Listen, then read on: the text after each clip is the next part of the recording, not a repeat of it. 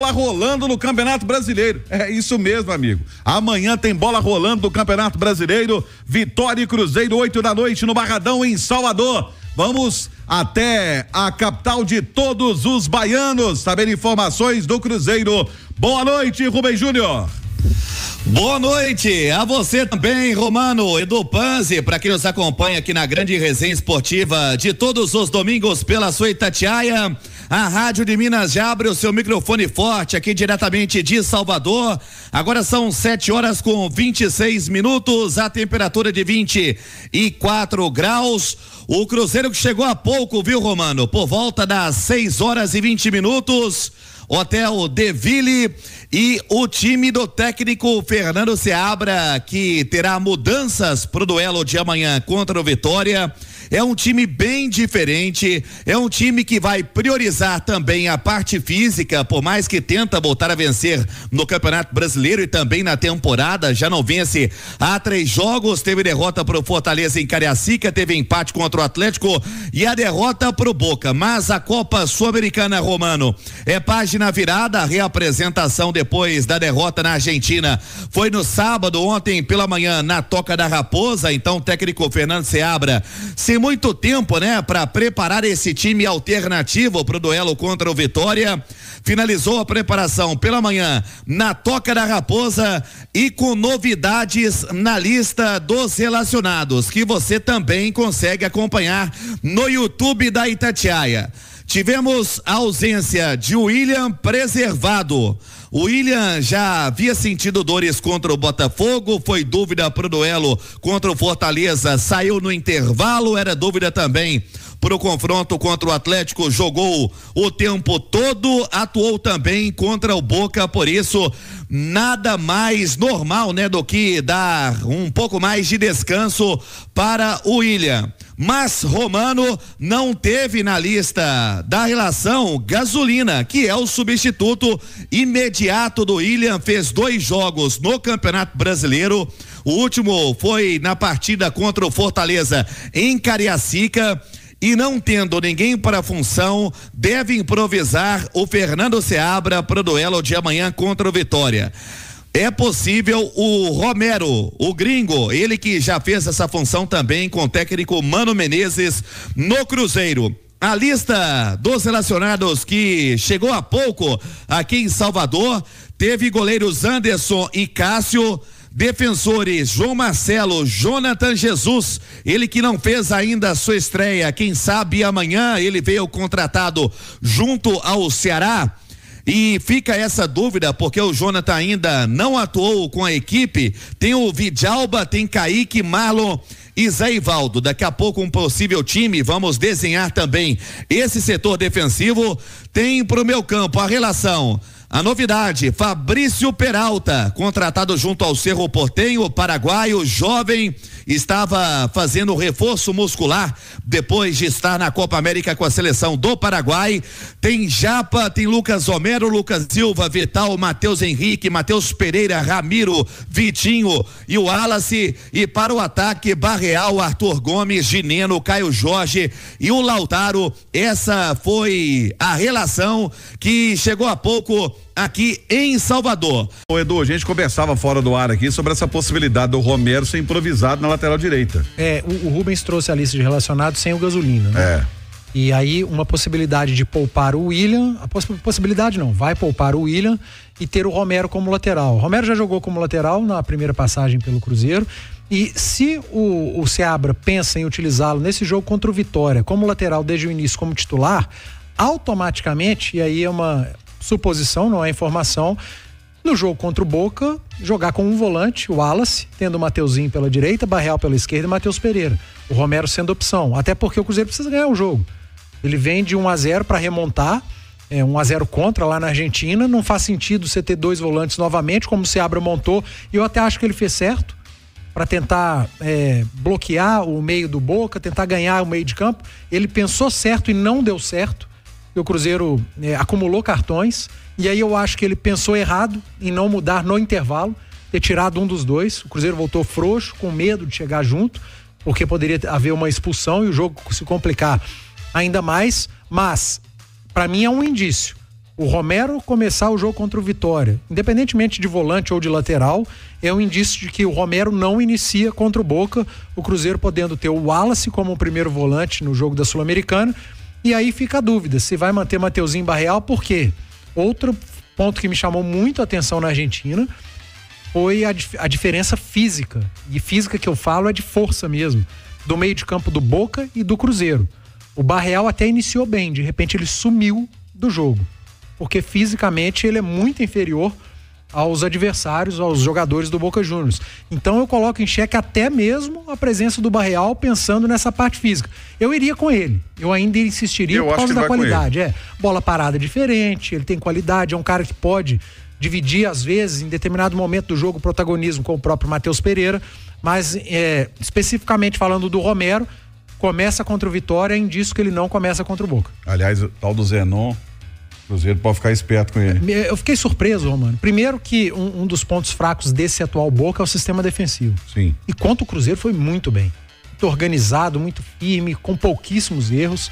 E a partida que o Zenon fez e o Paul Fernandes, olha... O Paul Fernandes joga muito. Foram dois caras que ganharam o meio e dois dos responsáveis pela vitória do Boca. Desde o ano passado, a defesa do Boca é muito instável, ruim. Assisti o jogo em loco do Boca lá na Boboneira e foi um Deus nos acuda. Ô Rubens, nós falamos sobre essa possibilidade de o Romero ir pra lateral. Tem como desenhar, quem sabe, um possível Cruzeiro aí para o jogo de amanhã contra o Vitória? Primeiro Vitória, pensa o Vitória, depois o Boca.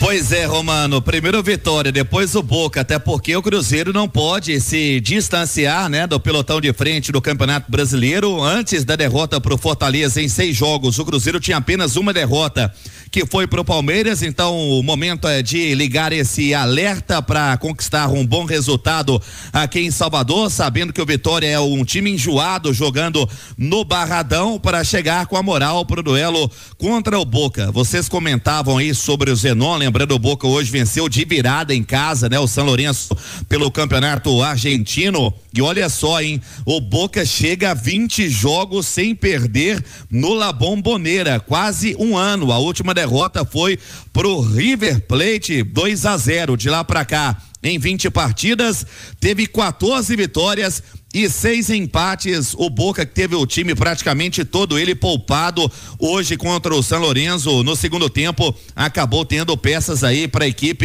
da equipe, né, principal, para tentar a virada. Vamos lá, para desenhar esse provável Cruzeiro em busca da reabilitação na temporada, para manter o alto astral, para quem sabe avançar à próxima fase também da Copa Sul-Americana. Cássio, Lucas Romero, aí a zaga tem Vidalba com o João Marcelo, porque o Zé tá pendurado, e o lateral esquerdo Kaique. O meio campo, o Wallace, Lucas Silva, tendo também o Ramiro e Barreal, ou Matheus Henrique, Arthur Gomes e Caio Jorge. É o provável Cruzeiro para esse desafio de Neno também, correndo por fora. É um time bem mexido e preocupado com a parte física. São 7 partidas em 23 dias no mês de agosto, viu, Romano? É pesado. Agora, a gente falava sobre isso, Edu, você vai se recordar, quando o campeonato deu aquela meio que arrefecida, e a gente falava, junta forças, porque quando voltar pós-Copa América, vai ser um Deus nos acuda de jogo em cima de jogo. E aí, quem tem mais competições a disputar vai pagar o preço, né? E olha que o cenário do Cruzeiro nem é o pior, né?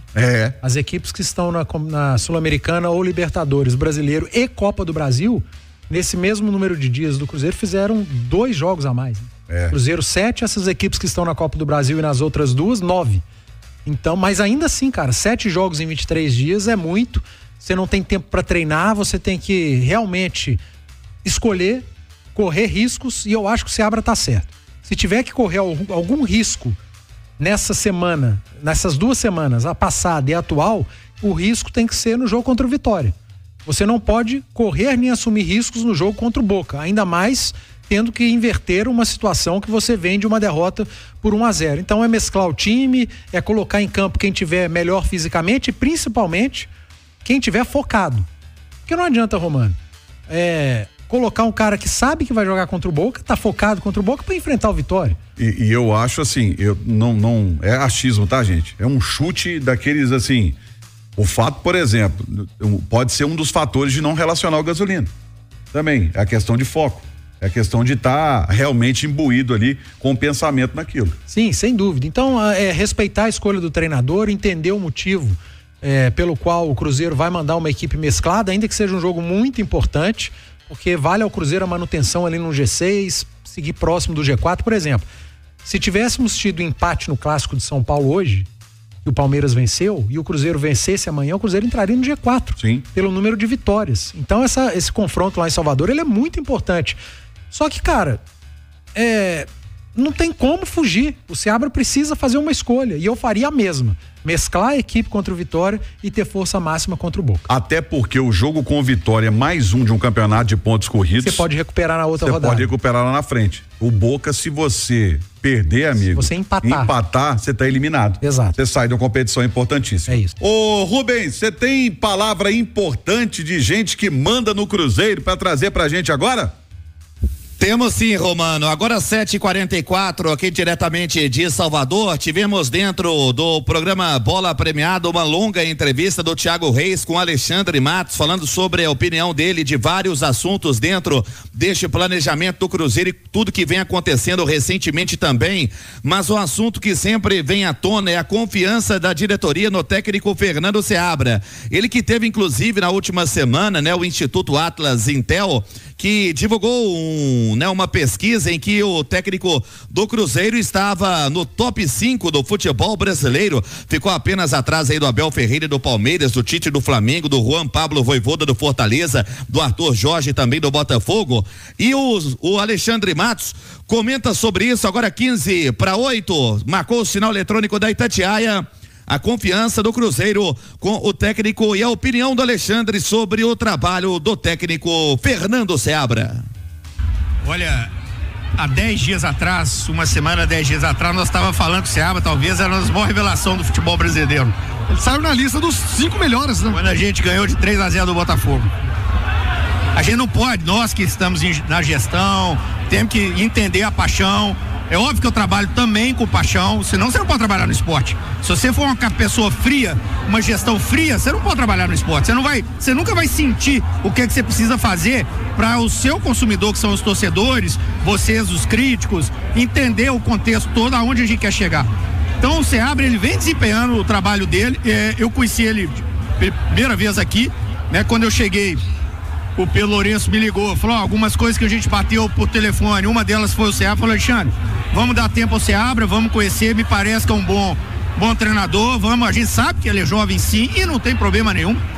Ei, no Brasil a gente tem umas coisas, quando o treinador vem com o nome espanhol ou agora português, às vezes você analisa os caras, eles tiveram um time na carreira e ninguém fala que é jovem, ninguém fala que é inexperiente, Os nossos, talvez por aí a gente tenha uma dificuldade de renovação na questão técnica do futebol brasileiro. O nosso, qualquer coisinha, empatou um jogo, perdeu um jogo lá para o Bombonera, empatou um clássico, não serve, é jovem, a gente tem que trocar tudo. Nós não vamos fazer assim. Se um dia a gente trocar, ou o Seabra sair por uma proposta melhor, ou o Cruzeiro fazer uma opção por um outro projeto, vai ser por vários fatores que nesse momento a gente entende que o Seabra vem fazendo o seu trabalho, vem correspondendo, óbvio, dentro dessa maturidade. Tem alguns jogadores, tem uma troca natural no elenco quando a gente contrata alguns jogadores. Ele precisa adaptar esses atletas, eles precisam entrar em forma, em ritmo, não é fácil. Então as coisas vão acontecer da maneira que tem que acontecer. Agora, é claro que em qualquer momento, seja atleta, profissionais, comissão técnica, se a diretoria entender por vários fatores que tem que ter uma mudança, isso vai acontecer, O que a gente entende no momento é que o trabalho está sendo desempenhado, o Cruzeiro está numa posição que talvez no início do campeonato ninguém esperava, no Campeonato Brasileiro. Ninguém esperava, Vamos lembrar. Nem o próprio Cruzeiro, que vendeu até mando, não esperava estar nessa condição. Vamos lembrar que quando o Pedro Lourenço compra o Cruzeiro, a gente chega. O Cruzeiro tinha perdido o Souza na Copa do Brasil. O Cruzeiro tinha perdido o Campeonato Mineiro aqui dentro, pro seu maior rival.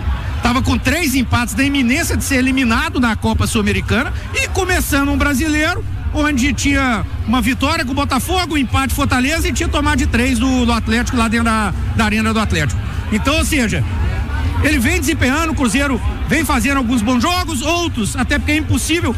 Nós jogamos quinta, vamos jogar amanhã, vamos jogar quinta, vamos jogar domingo, vamos jogar na outra. É impossível manter a mesmo, não é o Cruzeiro não, qualquer equipe é impossível manter o mesmo padrão, a mesma competência, muitas vezes vai jogar bem, outras vezes você não vai jogar tão bem. Importante é que a gente está vendo o norte e o Cruzeiro no aquecimento para agora e para o futuro. Estão aí, portanto, as palavras do Alexandre Matos com o Thiago Reis e destacando justamente a forte sequência que vem tendo o Cruzeiro na temporada, por isso priorizando a parte física amanhã contra o Vitória para ter o tanque cheio contra a equipe do Boca. Lembrando, Romano, mais de 50 mil ingressos já foram vendidos, casa cheia, mas amanhã é duelo que valem 3 pontos para o Cruzeiro dentro da competição, então competição importante, vale muita coisa, viu, Romano? Ah, vale com certeza, Rubens, com certeza, ó, Botafogo passou à frente, gol do Igor Jesus, viu? 2-1 para cima do Flamengo. O início da entrevista, Edu, o Matos falando sobre o Fernando Seabra. Eu fico muito feliz quando o Fernando Seabra se dá bem, porque o que teve de gente, e ainda tem uns urubus que ficam gorando para ver se ele se dá mal para poder demiti-lo, não tá no gibi.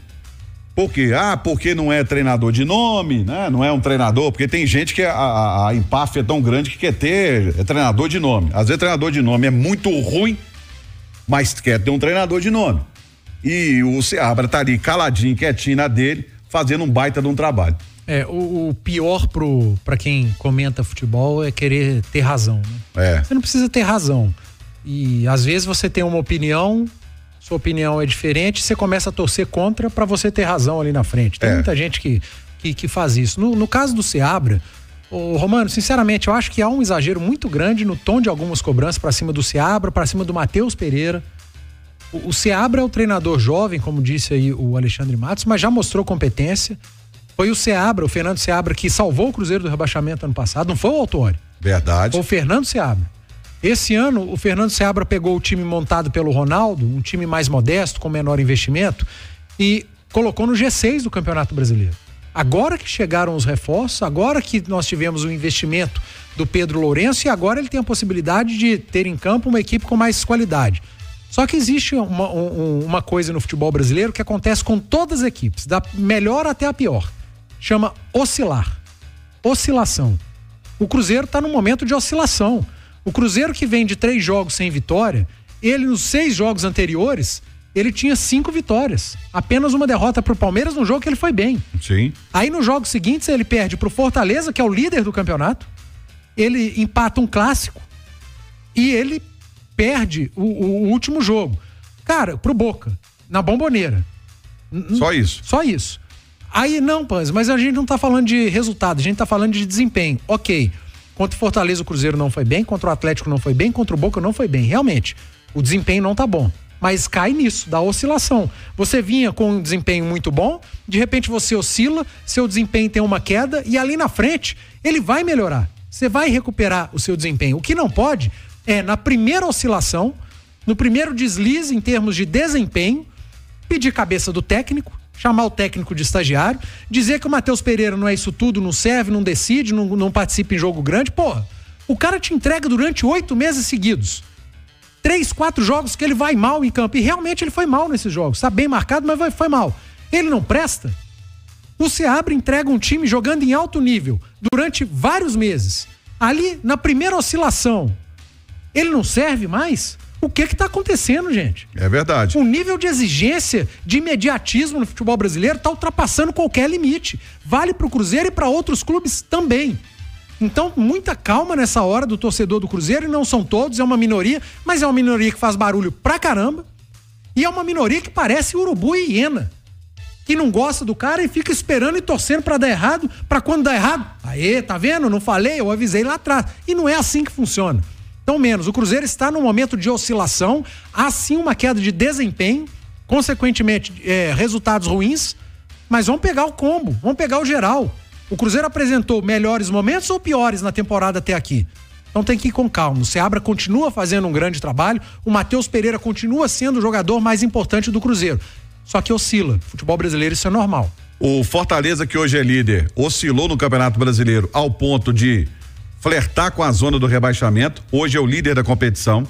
O Palmeiras chegou a cair na tabela de classificação, oscilando. Sequência de maus resultados. Sequência de maus resultados. Hoje o Palmeiras está lá dentro do G4, brigando no G4. Então, devagar Bahia. com andou. Bahia que com a vitória contra o Grêmio passou o Cruzeiro, inclusive. Quem tá se mantendo ali são esses dois que estão jogando. Botafogo e Flamengo. E esses têm oscilado menos, mas porra. Olha o elenco dos caras. Pega o time desses caras, o investimento desses caras, o tempo de trabalho, né? Então, vamos lá, cara. Oscilar no futebol brasileiro é um negócio absolutamente normal. O que não pode é, a cada momento que você oscila, rasgar um trabalho, rasgar um projeto e dizer que nada presta, ninguém serve. Alto lá. Será pra você comer aquele acarajé maravilhoso aí em Salvador. Cuidado com muito azeite de dendê, porque você tem que trabalhar amanhã, viu, Rubens? Ô, Romano, a chuva chegou, hein?